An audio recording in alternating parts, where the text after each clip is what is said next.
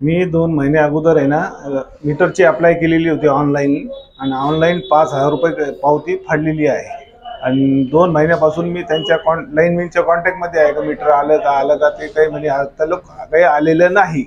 तर 2 महिन्यानंतर मला आता हे लाईट बिल आलेलं आहे।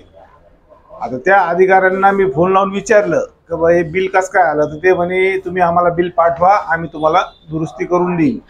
पण असं काही म्हणजे हे आमच्यासारख्या माणसालाच असं लुबाडायला MSEB, तर सर्वसामान्य माणसाचं कसं होईल? त्या अनुषंगाने तुम्ही यांच्यावर योग्य ती कारवाई करावी।